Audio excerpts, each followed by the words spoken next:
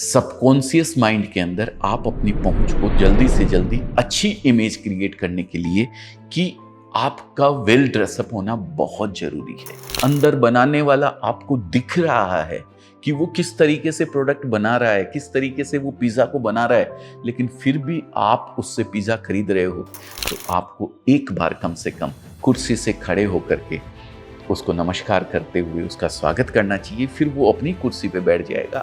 हमारे गुजरात में, हमारे सूरत में एक सिस्टम है गद्दी का। जैसे साड़ी के जो भी मैन्युफैक्चरर्स वगैरह होते हैं, आज तो ज़माना खैर बदल गया है, आपके कस्टमर के ऊपर फिर एक सबकॉन्शियस माइंड के अंदर उनके हैमरिंग होती है कि यार कितना सुंदर दिख रहा है, चेहरे पे स्माइल पूरी होनी चाहिए।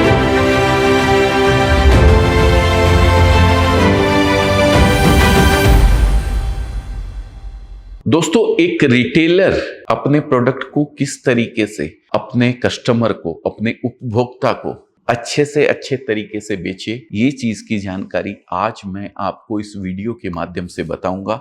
हालांकि मैं मैन्युफैक्चरर हूं, मुझे इस चीज का अंदाजा नहीं था, क्योंकि पिछले 25 साल हमने सिर्फ और सिर्फ सूरत में बैठकर मैन्युफैक्चरिंग की, होलसेलिंग की। रिटेल का अनुभव बिल्कुल भी नहीं था। नमस्कार दोस्तों, मैं अजय अजमेरा फैशन सूरत से एक बार फिर से आप सभी का स्वागत करता हूं आपके अपने social media platform Ajmera fashion में। दोस्तों, जब अनुभव नहीं था रिटेल का, तो फिर कैसे अनुभव आया और कैसे आप ये थंबनेल जो अभी आपने देखा है, जिसकी वजह से आप इस वीडियो पे रुके हैं, कैसे मैं बात कर सकता हूं, तो मैं बताऊंगा पूरी जर्नी कैसे मुझे रिटेल का अनुभव हुआ। दोस्तों, हम रिटेलर को कपड़ा बेचते थे लेकिन रिटेल नहीं करते थे। हम होलसेलर को कपड़ा बेचते थे लेकिन रिटेल नहीं करते थे। हम डीलर को कपड़ा बेचते थे लेकिन रिटेल नहीं करते थे। रिटेल नहीं करते थे मतलब कंज्यूमर को प्रोडक्ट नहीं बेचते थे। आज तक का हमारा रिकॉर्ड ऐसा था। पिछले 25 साल पहले तक की बात कर रहा हूं दोस्तों। लगभग जब फ्रेंचाइजी की बहुत डिमांड आने लगी, लोगों ने हमें कहा कि सर आप हमें अपना नाम दे दीजिए, हम अपनी रिटेल दुकान पे आपके नाम से हम अपना स्टोर ओपन करना चाहते हैं, तो हम ज़्यादा अच्छा शायद कपड़ा बेच पाएं। काफ़ी लोगों ने इस तरीके की डिमांड करी, तो हमें लगा कि हम भले ही आज होलसेल में हैं, भले ही आज हम मैन्युफैक्चरिंग में हैं, भले ही हम किसी डीलर या होलसेलर या रिटेलर को कपड़ा बेचते हैं, लेकिन कंज्यूमर क्या डिमांड करता है, इस चीज की परख हमें जरूर होनी चाहिए। कंज्यूमर किस तरीके से कन्वर्ट होता है, हमारे से कपड़ा किस तरीके से खरीदेगा, ये चीज का नॉलेज हमें जरूर होना चाहिए। और इसके लिए क्या क्या करना पड़ेगा, ये हम लोगों ने जाना सबसे पहले रिटेल आउटलेट अपना करके। जब हमने रिटेल आउटलेट किया लखनऊ में, अपना पहला रिटेल आउटलेट, ये देखने के लिए कि रिटेलर को क्या समस्याएं आती है, रिटेलर को क्या चैलेंजेस आते हैं अपना प्रोडक्ट बेचने के लिए, चाहे वो कपड़ा हो, चाहे किसी भी तरीके का कोई प्रोडक्ट हो। लेकिन कुछ समस्याएं ऐसी कॉमन होती है जिनको अगर रिटेलर दूर कर ले उन समस्याओं को, तो अपने कस्टमर को कन्वर्ट करने में उसे बहुत आसानी रहती है। और उन्हीं 4 पॉइंट को आज मैं जिक्र करूंगा जो मैंने अपने रिटेल स्टोर पे अपनी रिसर्च के दौरान पिछले 3 साल में मैंने सीखा है। दोस्तों, सबसे पहला दोस्तों, ड्रेसिंग सेंस। सबसे पहला पॉइंट, आप किसी भी रिटेल आउटलेट पे आप जाते हैं, किसी भी मतलब कंज्यूमर बनकर आप जाते हैं। जब मैंने ये रिसर्च करी थी, तो मैंने भी ये सोचा कि मैं किसी रिटेल आउटलेट पे कुछ अपने लिए खरीदने जाता हूं, तो मैं क्या सबसे पहले देखता हूं। सबसे पहले मुझे वहां का सेल्समैन दिखता है, जो मुझे, या अगर कपड़ा बेचने आया, मैं कपड़े की बात कर रहा हूं अभी क्योंकि मैं कपड़े के बिजनेस से जुड़ा हुआ हूं, लेकिन ये चीज लागू होती है हर जगह। आप पिज्जा की दुकान के ऊपर जाते हैं, पिज्जा हट में जाते हैं, या डोमिनोज में जाते हैं, या ला टेरेंजा फेरेंजा, आजकल तो कितने पिज्जा आ गए हैं। आप सबसे पहले वहां जाके एक ही चीज नोटिस करते हैं कि एक एक सेल्समैन वेल ड्रेसअप रहता है, एकदम अंदर बनाने वाला आपको दिख रहा है कि वो किस तरीके से प्रोडक्ट बना रहा है, किस तरीके से वो पिज्जा को बना रहा है, लेकिन फिर भी आप उससे पिज्जा खरीद रहे हो। नहीं तो किचन की ऐसी हालत होती है ढाबा वगैरह के ऊपर कि आप देखकर ही वहां से उठ के आ जाओ, इसलिए लोग ढक के रखते हैं अपने किचन को। लेकिन आज के जमाने में प्रोडक्ट बनाते हुए भी वो दिखाते हैं आपको, और फिर भी आप वहाँ बैठकर खाते हैं, इसका मतलब कितनी उसने अपने आप को मेंटेन करके रखा होगा।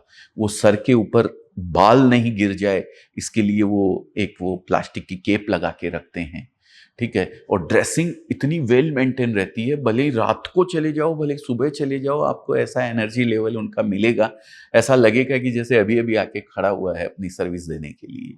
तो दोस्तों, ये सबसे पहला पॉइंट है, किसी भी प्रोडक्ट को आसानी से बेचने के लिए कस्टमर के सबकॉन्शियस माइंड के अंदर आप अपनी पहुंच को जल्दी से जल्दी अच्छी इमेज क्रिएट करने के लिए कि आपका वेल ड्रेसअप होना बहुत जरूरी है।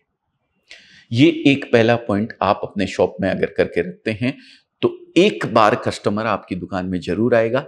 फिर दूसरा पॉइंट आता है, वो भी हम जिक्र करेंगे, लेकिन पहला जो इम्पैक्ट करता है वो करता है आपका वेल ड्रेसअप होना। सेठ जी खुद ही मस्ती से चले आ रहे हैं, चप्पल पहन के भी आ रहे हैं, शर्ट बाहर निकला हुआ है, तो पीछे से वो बच्चे क्या करेंगे? वही करेंगे ना जो आप कर रहे हैं। तो हमेशा ये चीज का ध्यान रखिए, वेल ड्रेसअप आपका मैनेजमेंट भी होना चाहिए, आप भी होने चाहिए, और सारे बच्चे जो भी आपके ऑफिस को संभालते हैं, आपकी सेल्स को संभालते हैं, आपकी दुकान को संभालते हैं, आप जो भी बोलते हैं उसको, प्रतिष्ठान वगैरह जो भी, वो वेल मेंटेन होने चाहिए। दूसरा पॉइंट आता है ग्रूमिंग। ग्रूमिंग मतलब, ग्रूमिंग का मैं तो दूल्हा समझता था, दूल्हा एकदम तैयार होके जाता है टकाटक जैसे दुल्हन मिलने वाली है, ऐसा ही आपका दर एक सेल्समैन पूरा ग्रूमिंग रहना चाहिए।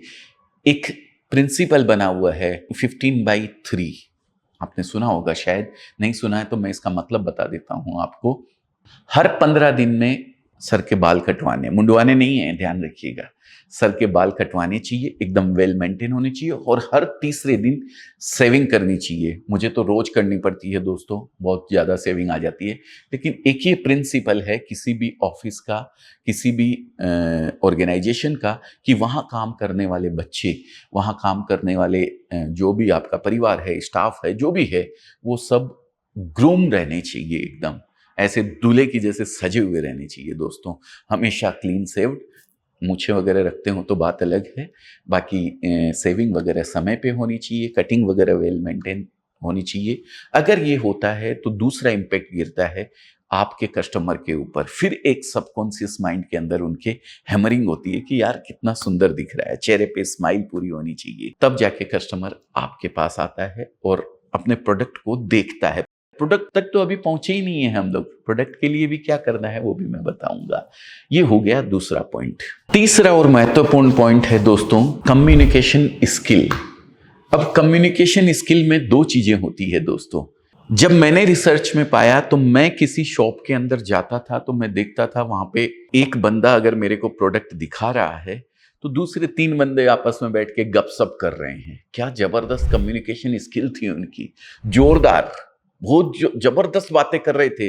लेकिन जो सेल्समैन मेरे साथ खड़ा था वो चुपचाप एकदम, उसकी कम्युनिकेशन स्किल एकदम खत्म, वो कोई बात ही नहीं कर रहा है मेरे से, जबकि बाकी 3 जो खड़े रहते हैं वो पूरा पूरा फुल एकदम हाई वॉल्यूम के अंदर अपनी कम्युनिकेशन कर रहे हैं, अपनी बातें कर रहे हैं, घर की बातें कर रहे हैं।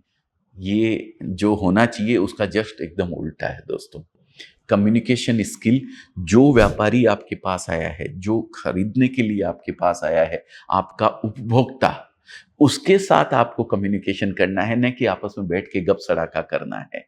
तो इस चीज का बिल्कुल आप अपनी टीम को, आप अपने परिवार को, जो भी आपके बच्चे हैं वहां पे, आपके सेल्समैन हैं, जो आपके सेल्स संभाल रहे हैं, जो आपकी ऑफिस को संभाल रहे हैं, ऑर्गेनाइजेशन को संभाल रहे हैं, उन लोगों में ये चीज कूट कूट के भरी होनी चाहिए कि कम्युनिकेशन स्किल डेवलप करना है, लेकिन कस्टमर के साथ कम्युनिकेशन कैसे करना है वो डेवलप करना है, न कि खुद आपस में आप बैठ के बातें करते रहें, इधर कस्टमर बैठा हुआ है वो डिस्टर्ब होता रहे। ये नहीं होना चाहिए। कस्टमर के साथ आपको उसकी आंखों में आंखें डाल के ये समझना है प्रोडक्ट दिखाते हुए कि भाई उसकी आंखें किस प्रोडक्ट के ऊपर रुक रही है। ये होती है कम्युनिकेशन स्किल। आंखों से देख के समझ जाता है कि भाई क्या कस्टमर लेने आया है, मैं इसको क्या चीज दूं, क्या रेंज की लेने आया है। ये आपकी कम्युनिकेशन जब आप उससे करते हैं, अपने कस्टमर से हर तरीके की बात करनी होती है। अगर आपके कस्टमर को पसंद है राजनीति, तो शायद राजनीति की भी बात आपको करनी पड़े। अगर आपके कस्टमर को पसंद है सामाजिक बातें, तो सामाजिक भी करनी पड़ती है, परिवार का सुख दुख भी शेयर करना पड़ता है। तो हर तरीके की कम्युनिकेशन स्किल में आप पारंगत होने चाहिए, तभी आपका कस्टमर आपसे अटैच हो पाएगा, टच कर पाएगा और आपका प्रोडक्ट उसे और ज़्यादा अच्छे तरीके से नज़र आने लगेगा जब आप उसको अच्छे तरीके से नज़र आने लगते हैं दोस्तों। तो ये पॉइंट जरूर ध्यान रखने लायक है, बहुत ही महत्वपूर्ण पॉइंट है दोस्तों। ये कम्युनिकेशन स्किल आपके अनुभव से ही आपको मिलता है, और ये अनुभव आपको मिलता है आपके जितना डीप, जितना गहरे आप अपने व्यापार में, अपने बिजनेस में उतरते हैं उससे। तो बस ध्यान रखिए इस चीज को। कस्टमर कन्वर्ट तभी होगा जब आप उससे कम्युनिकेशन अच्छे ढंग से, सही ढंग से करेंगे। चौथा और सबसे जरूरी पॉइंट है दोस्तों, कस्टमर के प्रति आपका व्यवहार। और वो दर्शाता है आपके पहले इंप्रेशन में ही, फर्स्ट इंप्रेशन में ही। कस्टमर जब आपके पास आता है, आपकी शॉप पर आता है, तो सबसे पहले स्माइल के साथ आप उसका स्वागत कीजिए, हाथ जोड़कर उनको बुलाइए कि नमस्कार, सत श्री अकाल, प्रणाम, या जो भी आप लोग जैसे भी उनका अभिवादन कर सकते हैं, जिस भी लैंग्वेज में, उसमें आप उनका अभिवादन कीजिए। अगर कस्टमर पुराना है, आप उसको जानते हैं, तो अगर उसी की लैंग्वेज में सत श्री अकाल है, या अस्सलाम वालेकुम है, या जय जिनेंद्र है, या नमस्कार है, कुछ भी आप उन्हीं की लैंग्वेज में उनको देते हैं, तो एक आपस में टच होने का एक बहुत अच्छा तरीका, उनके साथ जुड़ाव करने का बहुत अच्छा तरीका आपको मिल जाता है दोस्तों। हमारे गुजरात में, हमारे सूरत में एक सिस्टम है गद्दी का। जैसे साड़ी के जो भी मैन्युफैक्चरर्स वगैरह होते हैं, आज तो ज़माना खैर बदल गया है, टेबल कुर्सी का ज़माना आ गया है, लेकिन फिर भी जो गद्दी का सिस्टम था, तो उस समय हमें पिछले 32 साल का अनुभव मेरा कहता है, हमें सिखाते थे हमारे सेठ जी वगैरह कि कस्टमर आया है तो गद्दी छोड़ के आपको उठ जाना है, आपको नीचे बैठना है, कस्टमर को ऊपर बिठाना है गद्दी के ऊपर।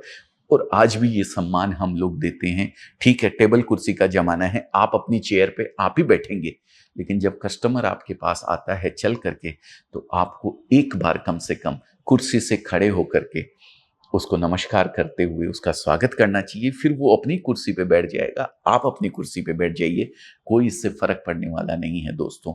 आप अपनी ही कुर्सी पे बैठे हुए हैं, लेकिन एक बार उसके सम्मान में आपको खड़े होकर उसका स्वागत आपको करना चाहिए।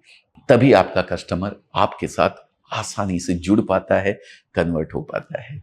तो दोस्तों, ये मेरी रिसर्च जो हम मैन्युफैक्चरिंग से जब रिटेल तक गए, रिटेल आउटलेट हमने स्टार्ट किया अपना खुद का, तो हमारी रिसर्च में ये 4 पॉइंट मेरे को ऐसे लगे थे जो कि रिटेल बिजनेस को, अपने प्रोडक्ट को आसानी से बेचने के लिए जरूरी हैं। कोई भी प्रोडक्ट आप बनाते हैं, कोई भी प्रोडक्ट आप बेचते हैं, उससे कोई फर्क नहीं पड़ता है। हर प्रोडक्ट के अंदर कस्टमर के साथ आपका जो ये 4 पॉइंट मैं बता रहा हूँ, ये चारों पॉइंट बहुत जरूरी है दोस्तों। और अगर कपड़े के बिजनेस में आप जुड़े हुए हैं, तब तो खैर मैं अपना अनुभव आपके साथ साझा कर रहा हूँ। आज लगभग 3 साल पहले हमने अपना आउटलेट तैयार किया था लखनऊ के अंदर, आलमबाग में रिटेल आउटलेट, यही सीखने के लिए कि रिटेल में कस्टमर के साथ किस तरीके से बिहेव करके हम अपने प्रोडक्ट को अच्छे से अच्छा तरीके से बेच सकते हैं, आसानी से बेच सकते हैं। और वही सीख करके आज पिछले 1 साल से हमने franchisee outlets, retail franchisee outlets देना शुरू किया है। और आज आप लोगों की ब्लेसिंग और ऊपर वाले के आशीर्वाद से 155 प्लस आउटलेट फाइनल हो चुके हैं, जिसमें से 45 प्लस आउटलेट्स ऑपरेशनल हैं, चालू हैं। और ट्रेनिंग के दरमियान यही चीज़ें हम अपने जो हमसे फ्रेंचाइजी लेते हैं उन लोगों को ये सिखाते हैं। तो आप भी अपने रिटेल आउटलेट के ऊपर इस चीज़ को, इन चारों पॉइंट्स को फॉलो करके आसानी से अपने प्रोडक्ट को बेच सकते हैं।